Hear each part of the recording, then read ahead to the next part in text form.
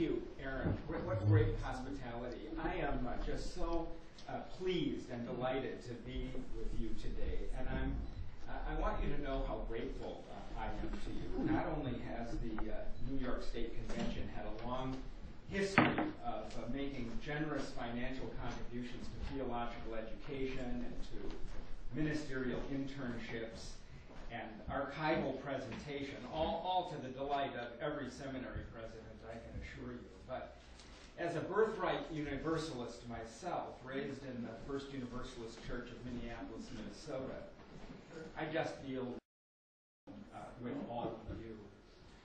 Like some others in this room, I became a Unitarian Universalist at the time of the merger in 1961. I was only 9 years old at the time, but I have to say that by then my identity as a Universalist was pretty well established and secure. And I dare say that with measures of good luck and good health, I could conceivably end up on the day before I die with this distinction of being the oldest living Universalist. And should that be the case, I promise to represent you and our Universalism to the best of my ability, right up to my end.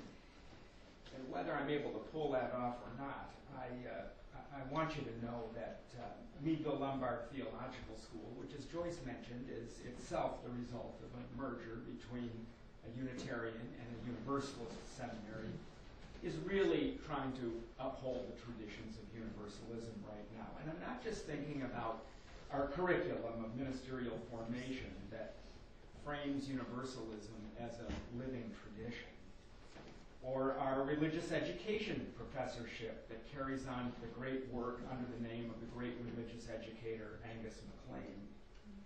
I'm also thinking about our lesser-known library archives, which hold just a host of American Universalist materials. I've brought a few particularly tasty treats along with me today.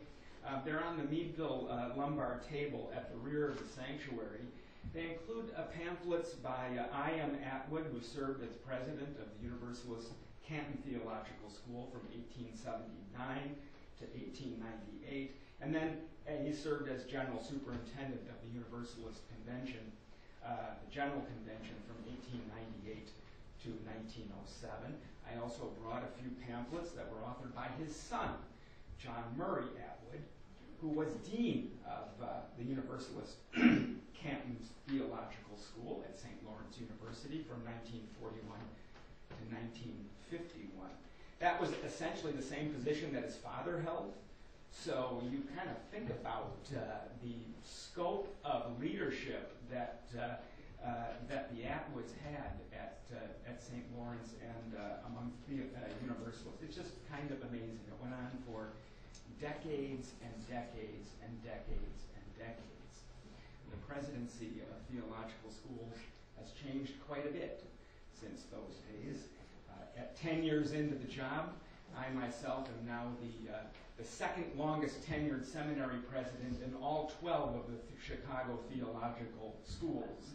It is not as much a tenured position as it was in the days of the Atwoods. And you may understand why that's the case as I proceed further into my talk.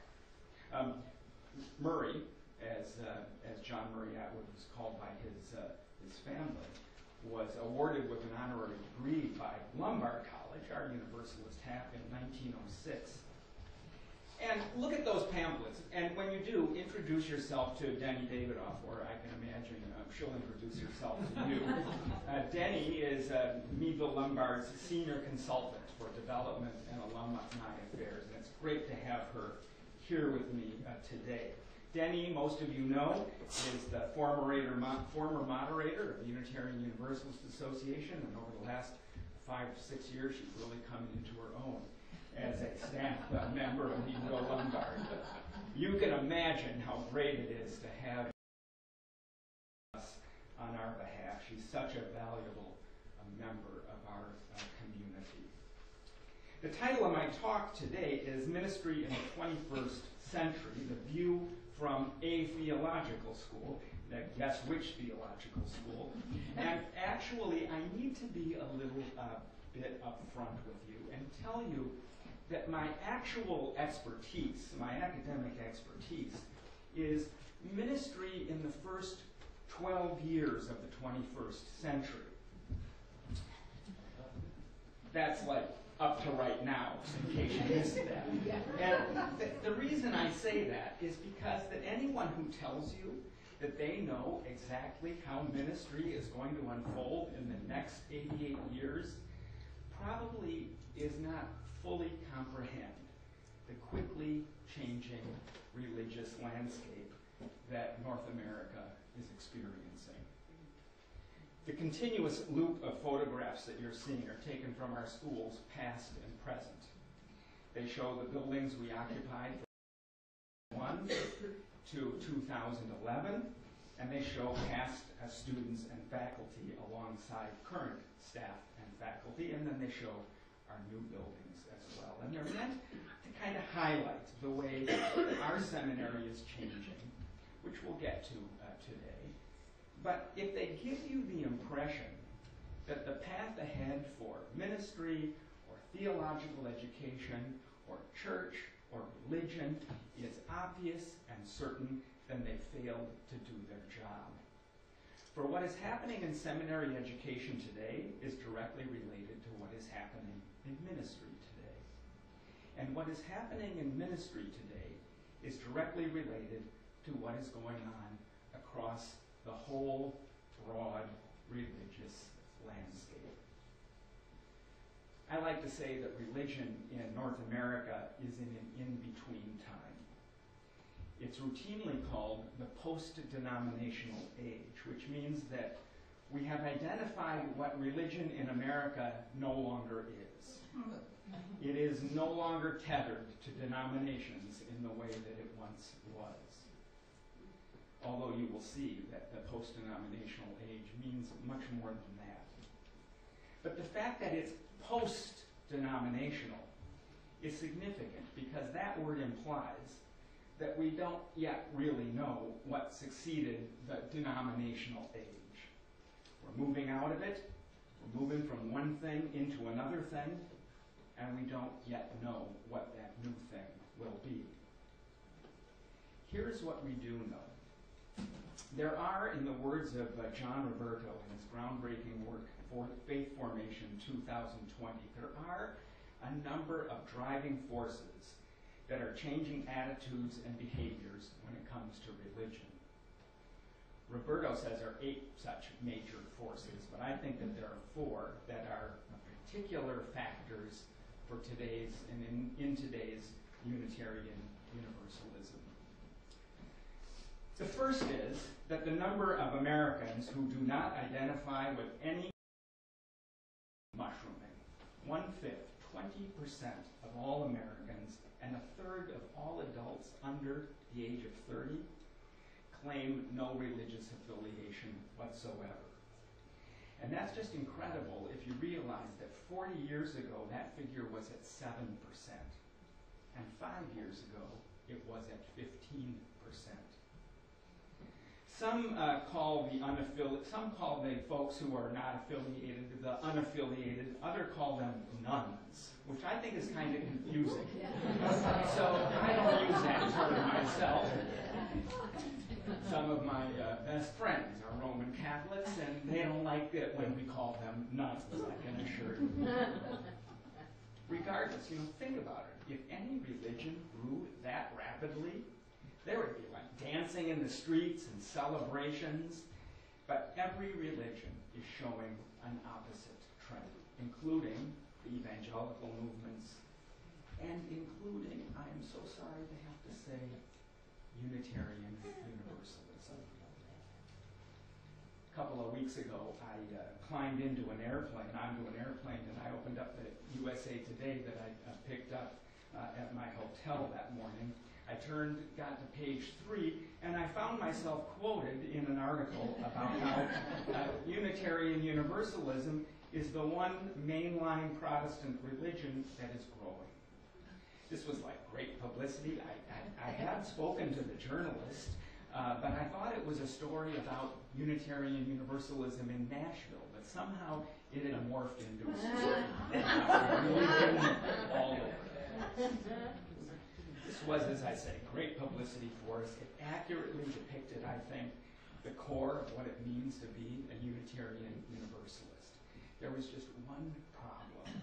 It didn't tell the whole story because the journalist cited membership statistics that went from 2000 to 2010.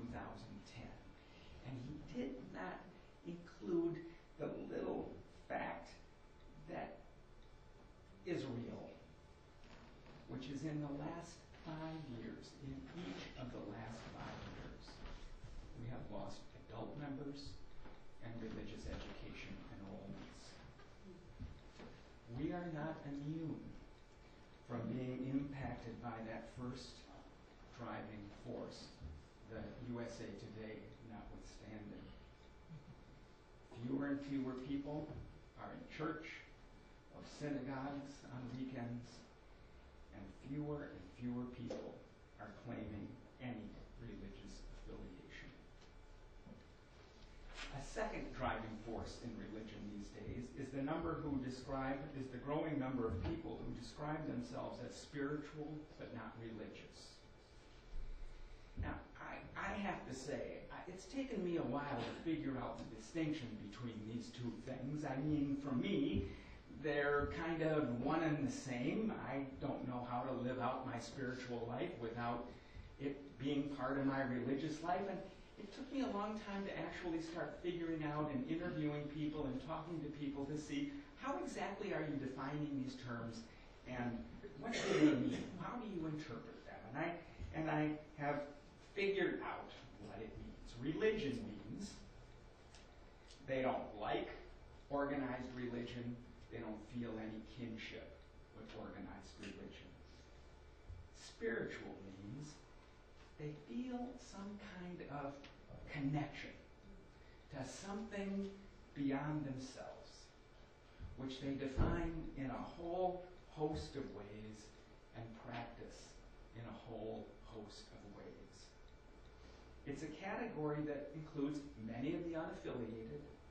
It's a category that includes people who attend non-traditional religious services. It's a category that includes people who attend worship services, but who will never sign the book, who do not have any intention of getting involved in church committees or boards.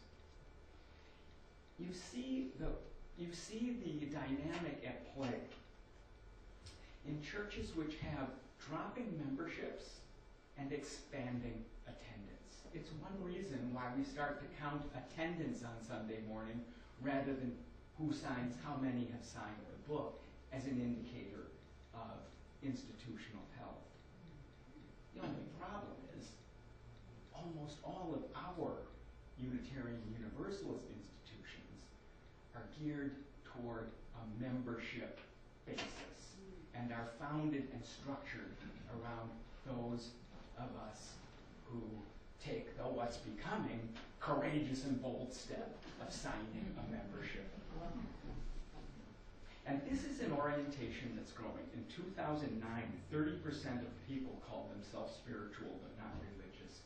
5 years ago, 5 years before that, according to a Newsweek poll, 24% called themselves spiritual but not religious.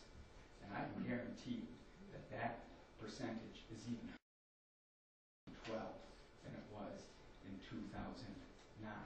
But that's not necessarily bad news, because what we know is that those people who call themselves spiritual, they are people who are looking for some enhanced meaning in their lives. They are people who see that there are larger purposes to live out in their lives.